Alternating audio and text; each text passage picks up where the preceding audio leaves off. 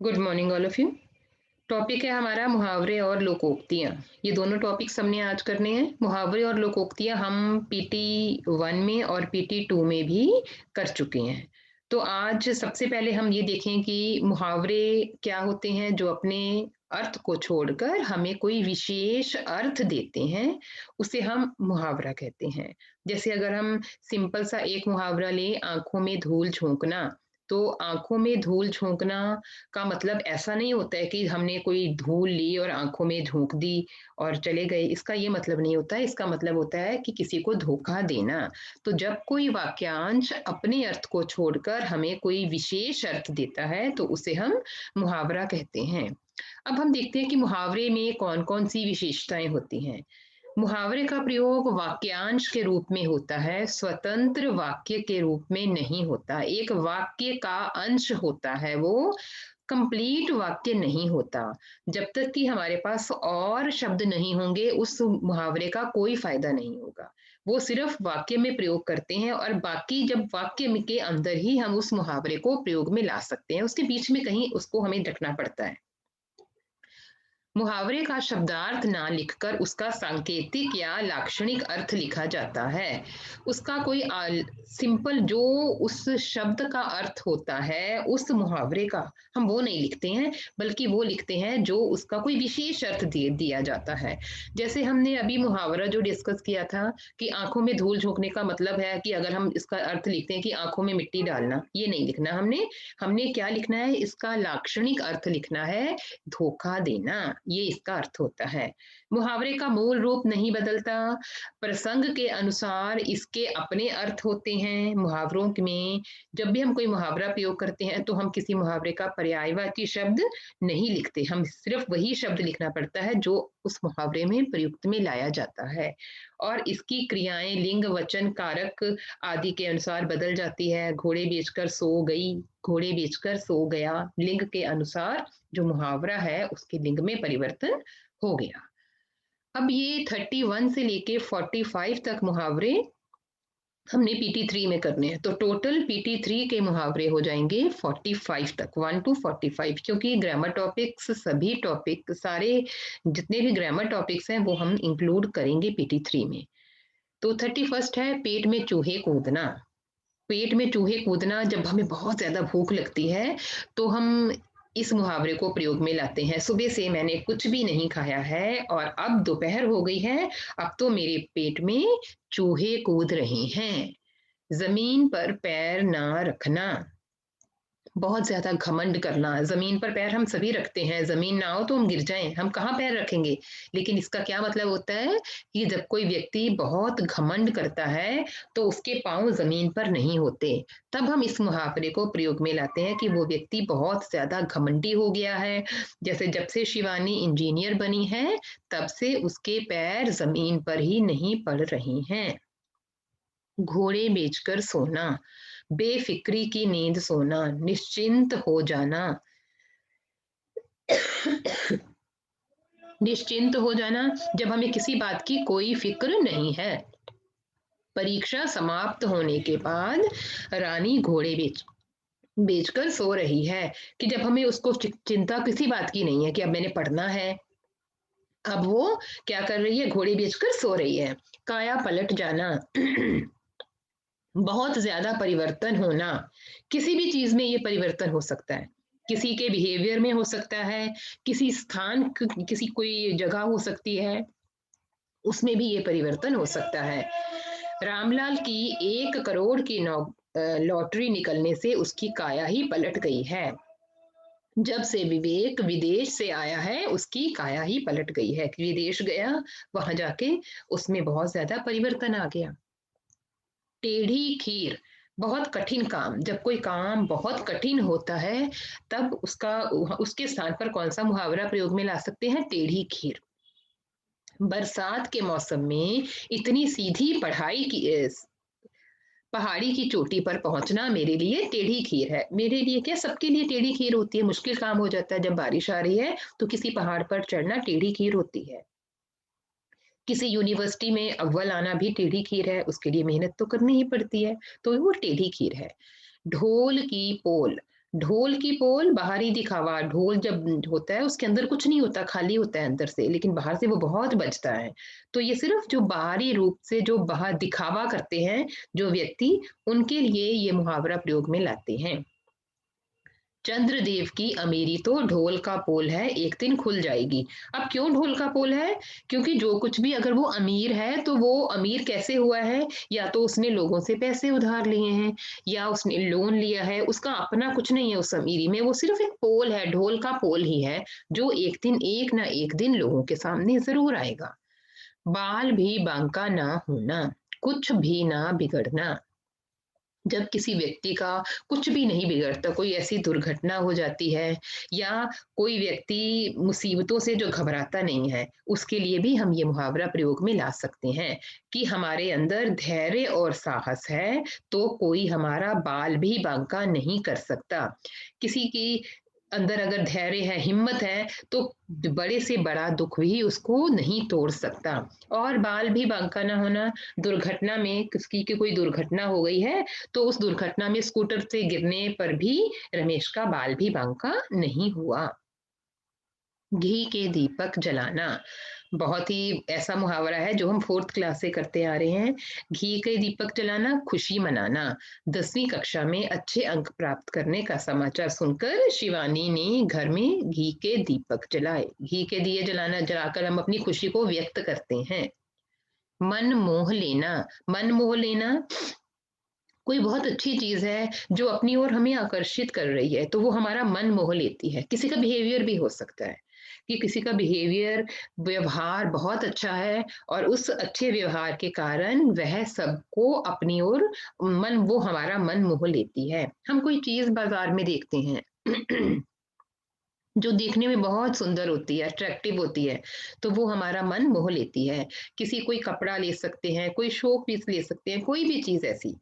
वाक्य है इसका, जैसे सुधा अपने मृदुल स्वभाव स्वभाव से सबका मन मोह लेती है। दीपावली पर जब हम बाजार जाते हैं तो बहुत सी अच्छी चीजें पड़ी होती हैं जो हमारा मन मोह लेती हैं। हमें लगता है कि ये चीज भी हमें लेनी है, अच्छी लगती है वो, तो हमारा मन मोह लेती है। कोई सजावट की हुई है दिवाली की, बहुत अच्छी सजावट है, किसी का घर बहुत अच्छा है, तो उसकी सफाई जो है, वहां भी हम ये मुहावरा प्रयोग में ला सकते हैं कि घर इतनी अच्छी तरह से सजाया है कि उसने मेरा मन मोह लिया, उसके व्यवहार ने मेरा मन मोह लिया। किसी भी तरह से हम इस मुहावरे को प्रयोग में ला सकते हैं। फीका लगना, अच्छा ना लगना, कोई चीज अच्छी ना लगना, जैसे आज यहाँ का वातावरण कुछ फीका फीका लग रहा है, जो एक्चुअल में होता था वैसा नहीं है, उससे कुछ हटकर है, अच्छा नहीं लग रहा जब वो चीज हमें। चैन की बंसी बजाना, चिंता मुक्त रहना। चैन की बंसी बजाना, किसी बात की कोई चिंता नहीं है। आजकल भगवान की कृपा से चैन की बंसी बज रही है, लेकिन हो नहीं रहा ना, ऐसे कोरोना आया हुआ है तो वो चैन की बंसी नहीं बज रही है।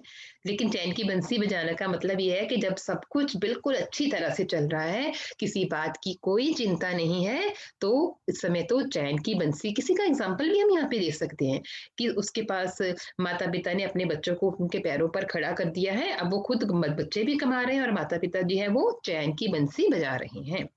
कोल्हू का बैल, कोल्हू का बैल जो है वो हमेशा बहुत दिन रात गोल गोल घूम के परिश्रम करता है। दिन रात उसका क्या काम होता है कि तेल निकालना सिर्फ सरसों में से, तो वो दो गोल गोल घूम रहा है। या कोल्हू के बैल की तरह गोल गोल घूमना, पानी कुएं से पानी निकालना, गोल गोल घूमना, बहुत परिश्रम करते हैं वो बैल, जो कोल्हू के बैल होते हैं जो। और जो व्यक्ति बहुत परिश्रमी होते हैं, उनके लिए भी हम कोल्हू का बैल ही उनको कहते हैं कि वो व्यक्ति बहुत परिश्रमी है, कोल्हू के बैल की तरह दिन रात काम करता है। बच्चों की अच्छी शिक्षा के लिए शर्मा जी दिन रात कोल्हू के बैल की तरह काम करते हैं। बाल बाल बचना, बिल्कुल थोड़े से अंतर से बच जाना।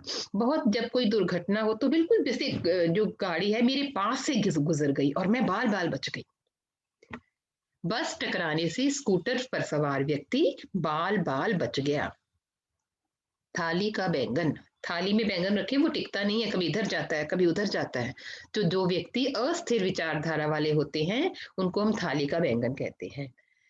तो वाक्य प्रयोग कैसे कर सकते हैं कि थाली का बैंगन बनने से कभी भी सफलता नहीं मिलती। नौकरी हो या व्यवसाय, थाली का बैंगन होकर सफलता नहीं मिल सकती। कोई ना कोई विचारधारा हमें रखनी पड़ती है, अपनी बात पर पक्का रहना पड़ता है हमें। पाँव के नीचे से जमीन खिसकना, होश उड़ जाना। कई बार हम कुछ ऐसी अनहोनी हो जाती है, कोई ऐसी दुर्घटना घट जाती है जिसको सुनकर हमारे होश उड़ जाते हैं। तो उसका कौन सा मुहावरा हम वहां पे प्रयोग में ला सकते हैं? पाँव के नीचे से जमीन खिसकना। प्रश्न पत्र में पाठ्यक्रम से बाहर के प्रश्नों को देखते ही छात्रों के पाँव के नीचे से जमीन खिसक गई, कि उनको यही नहीं पता लगा, अरे इतने सारे क्वेश्चंस, मेरे को तो कुछ आता ही नहीं है इसमें, ये तो हमारे सिलेबस में ही नहीं है। तो छात्रों के पाँव के नीचे से जमीन खिसक गई। तो ये 1 to 45 मुहावरे हैं जो हमने आपने रिवाइज करने हैं। नेक्स्ट टॉपिक है लोकोक्तियां। लोकोक्तियां दो शब्दों के मेल से बना है, लोक प्लस उक्ति। लोक का मतलब होता है हमारा समाज। हमारे समाज में जो ऐसी उक्तियां, मुंह से निकली बात, ऐसी बातें जो कही जाती हैं किसी भी सामाजिक अनुभव के आधार पर। कोई ना कोई ऐसा अनुभव, कोई ना कोई घटना घटती है हमारे समाज में, तब से ही कोई ना कोई लोकोक्ति या कहावत बन जाती है। यदि वाक्य प्रयोग इसका ना किया जाए तो इसका अर्थ कभी भी स्पष्ट नहीं होता। हम क्या करते हैं, जब हम किसी लोकोक्ति को प्रयोग में लाते हैं तो हम कोई ना कोई पहले वाक्य प्रयोग करते हैं, उसके बाद हम कहते हैं अरे ये तो वही बात हो गई। जैसे अगर कोई दुर्घटना घटी है, जैसे रिक्शा चालक है कोई और कार वाला है, कार वाले ने रिक्शा चालक को टक्कर मार दी, रिक्शा चालक गिर गया, उसका रिक्शे का भी नुकसान हो गया, और लेकिन कार वाला खुद कार से उतरा और रिक्शा वाले को डांटने लगा। तो ये तो वही बात हो गई। कौन सी बात हो गई? उल्टा चोर कोतवाल को डांटे। कसूर तो कार वाले का था, लेकिन वो रिक्शा वाले को डांटने लगा। तो ये जो लोकोक्तियां हैं वो 11 से 20 तक हमने पीटी 3 में करनी है। ऑलरेडी हम 10 पहले भी कर चुके हैं, तो टोटल लोकोक्तियां 1 से 20 तक हैं। 11वीं लोकोक्ति है, बंदर क्या जाने अदरक का स्वाद। बंदर, अदरक जो है बहुत गुणों की खान होती है अदरक, लेकिन बंदर के लिए उसका कोई स्वाद नहीं है, कड़वा है ये तो, उसका स्वाद नहीं है कुछ भी। तो मूर्ख व्यक्ति को गुणों की पहचान नहीं होती। बहुत सुंदर हम एग्जाम्पल यहाँ पे दे सकते हैं कि राम प्रसाद खुद तो अनपढ़ है ही, और मुझे भी क्या कह रहा है कि तुम भी पढ़ाई छोड़ दो और कोई ना कोई काम सीख लो, इसमें पैसा मिलता है। लेकिन उसको पढ़ाई की वैल्यू नहीं पता ना, कि पढ़ाई की वैल्यू क्या होती है। जो जितने साल हमें पढ़ना है, हमें वो पढ़ना ही है। तो वो पढ़ाई की वैल्यू राम प्रसाद के लिए बिल्कुल भी नहीं है, क्योंकि इसी ही कहते हैं बंदर क्या जाने अदरक का स्वाद। उसको पढ़ाई की वैल्यू नहीं पता है, लेकिन पढ़ाई की वैल्यू हमेशा ही रहती है। ऊंट के मुंह में जीरा। बाढ़ पीड़ितों के लिए 2 दिन के बाद भोजन के कुछ पैकेट गिराए गए। ऐसा लग रहा था मानो ऊंट के मुंह में जीरा हो। पहले तो 2 दिन कुछ दिया नहीं, जो बाढ़ पीड़ित थे उनको कुछ भी खाने को नहीं मिला, और 2 दिन के बाद अगर उनको कुछ दिया तो वो उतना नहीं था जितने की उनको जरूरत थी। तो जब कोई चीज आवश्यकता से बहुत कम मिले तो हम इस लोकोक्ति का प्रयोग करते हैं। तुम उस पहलवान को सिर्फ 2 चपातियां दे रहे हो, ये तो उसके लिए ऊंट के मुंह में जीरे के समान है, क्योंकि वो तो बहुत खाता है, और 2 चपातियां उसके लिए कुछ भी नहीं है, ऊंट के मुंह में जीरे के समान है। चोर की दाढ़ी में तिनका। जो चोर होता है उसकी दाढ़ी में तिनका होता है, कि जब बहुत सारे लोग खड़े हो तो जो चोर है ना वो अपने आप ही बताने लग पड़ता है, कुछ ऐसा हरकतें करने लग पड़ता है कि पता चल जाता है कि यही चोर है। परीक्षा के समय जैसे ही अध्यापिका ने नमन की ओर घूर कर देखा तो वो कहने लगा, मैम हम कुछ नहीं पूछ रहे थे। उसने खुद ही कह दिया, नहीं मैं तो कुछ पूछ ही नहीं रहा था। उसने ऑलरेडी चीटिंग की है, पूछ रहा है, लेकिन जब उसको लगा कि मैडम मेरी तरफ ही देख रही हैं, पहले मैं ही कह दूं कि मैंने कुछ नहीं किया है। लेकिन ये सुनकर अध्यापिका ने क्या कहा कि चोर की दाढ़ी में तिनका, कि जो जिसका कसूर होता है वो स्वयं ही बोल पड़ता है। गेहूं के साथ घुन पिसना। गेहूं जो है उसका हम आटा जब पिसवाते हैं तो उसको पीसना पड़ता है, लेकिन गेहूं के साथ जो घुन होता है वो भी साथ में पिस जाता है। वो हम चाहते नहीं है पिसवाना, लेकिन वो पिस जाता है क्योंकि गेहूं को पिसवा रहे हैं हम। तो जब कोई व्यक्ति जो दोषी होता है उसको तो सजा मिलती ही मिलती है, लेकिन जो लोग दोषी के साथ होते हैं, उसका साथ देते हैं, तो कभी कभी उनको भी सजा मिल जाती है। तो ये इस लोकोक्ति का मतलब यह है कि दोषी के साथ निर्दोष को भी सजा मिलना। इसीलिए तो हमें कहा गया है ना कि हमें बुरे लोगों की संगति में नहीं रहना चाहिए। कक्षा में शोर सुनकर जब अध्यापिका आई तो उन्होंने सभी छात्रों को सजा दे दी। जो शोर मचा नहीं रहे थे उनको भी दे दी और जो मचा रहे थे उनको तो देनी थी। तो ये क्या मतलब हो गया इसका कि ये तो वही बात हो गई, गेहूं के साथ घुन भी पिस गया। नाच न जाने आंगन टेढ़ा। खुद कोई काम हमें आता नहीं है लेकिन हम क्या कहते हैं, हम दूसरों पर आरोप लगा देते हैं अपनी उस गलती को छिपाने के लिए। नाच तो हमें आता नहीं है लेकिन हम क्या कहते हैं, अरे मेरे को तो बहुत अच्छा डांस करना आता है, लेकिन क्या है कि ये जो आंगन है ना, ये जो फर्श है ये टेढ़ा है, मैं इस पे डांस नहीं कर सकता। तो जब हम अपनी गलती को छुपाते हैं या हमें जो टैलेंट हमें नहीं है, उसको हम लोगों को तो बहुत बता रहे हैं कि मुझ में ये टैलेंट है, लेकिन जब हमें करने के लिए कहा जाए तो हम दूसरों में गलती निकालने लगते हैं। खुद तो शोभा को कंप्यूटर चलाना आता नहीं है, और जब अपनी गलती को छुपाने के लिए उसने क्या कहा कि कंप्यूटर ही खराब है। ये तो पहले कंप्यूटर ही खराब है। तो इसका कौन सी यहाँ पे लोकोक्ति आ गई है, नाच न जाने आंगन टेढ़ा। लोकोक्ति जो है वो हमेशा किसी भी वाक्य के बाद हम प्रयोग में लाते हैं, पहले अपनी उस बात को कह देते हैं। गागर में सागर।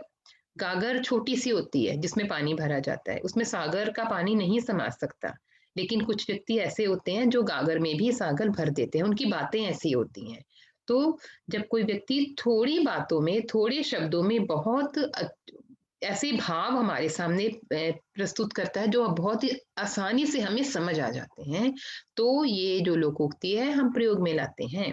थोड़े शब्दों में अधिक कहना। कबीर दास जी के दोहे गागर में सागर के समान हैं, क्योंकि उनके दोहे जो हैं बहुत थोड़े हैं। जैसे बिहारी जी के दोहे हैं, उनके दोहे भी गागर में सागर के समान है। किसी के दोहे को तो क्या, अगर दोहे ही गागर में सागर के समान होते हैं, क्योंकि जो दोहे होते हैं वो सिर्फ दो पंक्तियों के होते हैं, लेकिन उनमें ऐसे जीवन का रहस्य भाव छिपा होता है जो हमारे जीवन को भी परिवर्तित कर देता है। पराधीन सपने हूँ सुख नाही। पराधीन दूसरों के अधीन रहना, परतंत्र रहना, गुलामी में रहकर हमें कभी भी चैन नहीं मिलता। दूसरों के कहे अनुसार अगर हम कोई काम करते हैं या दूसरों के हम गुलाम बने रहते हैं तो हम कभी भी अपनी इच्छाओं की पूर्ति नहीं कर सकते, हमें कभी भी चैन नहीं मिलता। जब हम परतंत्र थे, अंग्रेजों के गुलाम थे, तो हम यही कहा करते थे कि पराधीन सपने हूँ सुख नाही। पराधीन दूसरे के अधीन, वो सपने में भी उसको सुख नहीं मिल सकता है। काठ की हांडी बार बार नहीं चढ़ती। काठ लकड़ी को कहते हैं, हांडी वो बर्तन जिसमें खाना पकाया जाता है। तो जिस बर्तन में हांडी गोल होती है, बिल्कुल घड़े की शेप की होती है, तो काठ की हांडी, लकड़ी की हांडी, उस बर्तन को हम आग पे चढ़ाएंगे तो चाल मान लो कई बार, एक बार तो उसमें खाना बन जाए लेकिन बार बार नहीं बनेगा, वो जल जाएगी। तो काठ की हांडी बार बार नहीं चढ़ती। अगर कोई व्यक्ति हमारे साथ हमें धोखा देता है तो वो हमें एक बार तो धोखा दे सकता है लेकिन बार बार नहीं देता, क्योंकि अगली बार हम सावधान हो जाते हैं कि इस व्यक्ति ने मुझे पहली बार धोखा दिया था, अब मैंने सावधान होना है। तो बेईमानी बार बार नहीं चल सकती। इस तरह से झूठ बोलकर तुम अपने आप को बचा लेते हो, पर तुम याद रखना, काठ की हांडी बार बार नहीं चढ़ती। एक ना एक दिन तुम जरूर पकड़े जाओगे, क्योंकि दूसरों को तुम्हारे इस बिहेवियर के बारे में पता चल जाएगा कि तुम झूठ ही बोलते हो। तो काठ की हांडी बार बार नहीं चढ़ती। छोटा मुंह बड़ी बात। अपनी योग्यता से बढ़कर कोई बात कहना। स्वयं तो चाय बेचते हो और बात दूसरों को अवसर की पद दिलाने की करते हो। इस तरह से छोटा मुंह बड़ी बात करना तुम्हें शोभा नहीं देता। सब दिन होत न एक समान। सभी दिन एक समान नहीं होते। कभी वर्षा आती है, गर्मी आती है, सर्दी आती है। तो इसी प्रकार जो जीवन के हमारे दिन हैं वो भी एक जैसे नहीं होते। कभी हमें दुख आता है, कभी सुख हम अनुभव करते हैं जीवन में, कभी दुख आता है, सुख आता है। तो आज असफलता हाथ लगी है तो क्या हुआ, मेहनत करके सफलता प्राप्त कर लेना मेरे दोस्त। सब दिन होते न एक समान, क्योंकि ये कहा गया है कि सब दिन एक समान नहीं होते। जीवन जो है प्रतिपल बदलता रहता है। अगर जीवन में दुख आया है तो सुख भी आएगा, और अगर सुख आया तो वो भी स्थिर नहीं रहेगा, उसके बाद दुःख, सुख के बाद दुःख और दुःख के बाद सुख, यही तो हमारे जीवन का रूटीन है। इसी प्रकार बाहर भी अगर हम मौसम में भी देखें तो कभी वर्षा है, कभी धूप है, कभी छाँव है, सभी दिन एक जैसे नहीं होते। तो हमें असफलता को देखकर ये बात याद रखनी चाहिए कि अगर आज असफलता मिली है तो कल हमें सफलता ज़रूर मिलेगी। तो ये जो टोटल 20 लोकोक्तियाँ हैं, 10 इस टर्म की होगी और 10 पिछली वाली, तो टोटल हमारे पास हो जाएँगी 20 जो आपने अभी रिवाइज़ करनी है PT3 के लिए।